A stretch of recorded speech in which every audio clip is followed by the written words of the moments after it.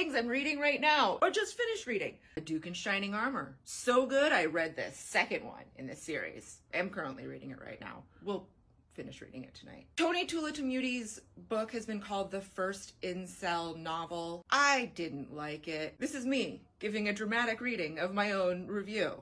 The most millennial book to date. Was the author huffing their own farts, getting high on their own supply while writing this? There is potential. There are some interesting approaches to structure and character motivations.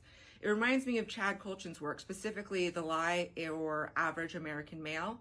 However, it feels like a practice novel that didn't need publishing. So that's how I felt about that. What We Can Know by Ian McEwan is soft sci-fi. I didn't hate this book. This book does that thing where it tells the same story, but from like different times and places. So it's like people in the future going back and researching this thing that happened. And then we go back to like when that thing was happening and all the lives that are intertwined. It was fine.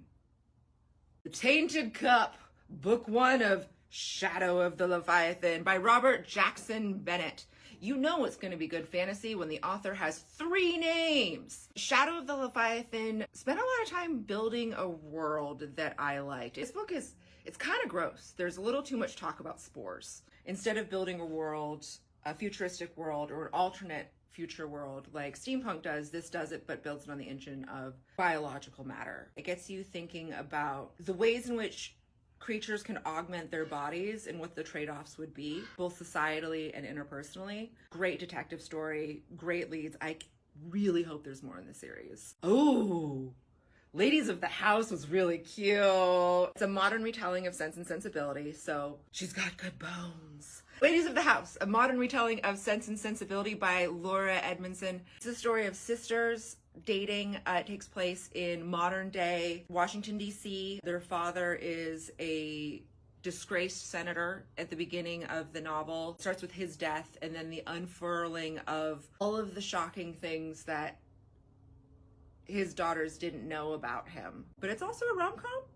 It's pretty great. You want to take a trip to Conspiracy Town? Chaos, Charles Manson, the CIA, and the Secret History of the 60s by Tom O'Neill. It is 20 years of research on all of the threads about the Charles Manson story not connecting. A lot of people complain that this book doesn't have a unifying, thesis statement, and it doesn't. It never, after 20 years of research, we just have more questions and a lot of evidence that what we thought we knew as a society is definitely not true.